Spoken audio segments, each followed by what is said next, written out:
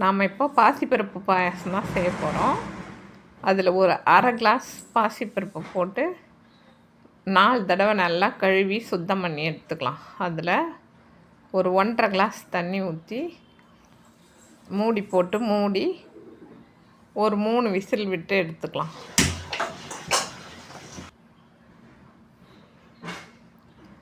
ஒரு வாணலில் ஒரு 4 ஸ்பூன் ஜவ்வரிசியை சேர்த்து கொஞ்சமாக நெய் விட்டு வறுபடணும்.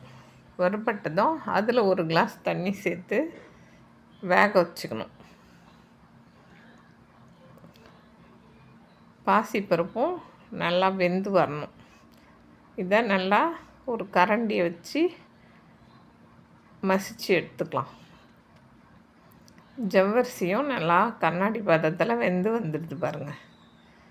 இதையும் எடுத்து இந்த வெந்த பாசிப்பருப்பு கூட சேர்த்துக்கலாம். ஒரு சிட்டிகை உப்பு சேர்த்துக்கணும். இது கூடவே சேர்த்துட்டு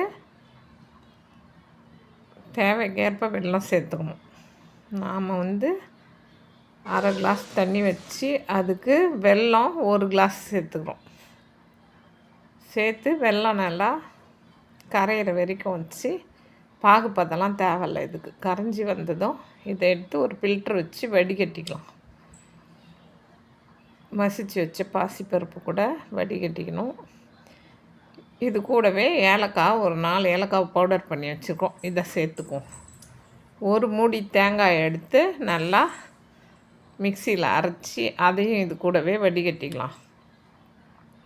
ஒரு 10 முந்திரி பருப்பை நெய்யில் போட்டு நல்லா வறுத்து எடுத்து இதில் சேர்த்துக்கலாம். சூப்பரான பாசிப்பருப்பு பாயாசம் ரெடி ஆகிடுது பாருங்கள். செம்ம டேஸ்ட்டாக இருக்கும். ஜவ்வரிசி பாசிப்பருப்பு எல்லாம் சேர்ந்து சூப்பராக இருக்குது பாருங்கள்.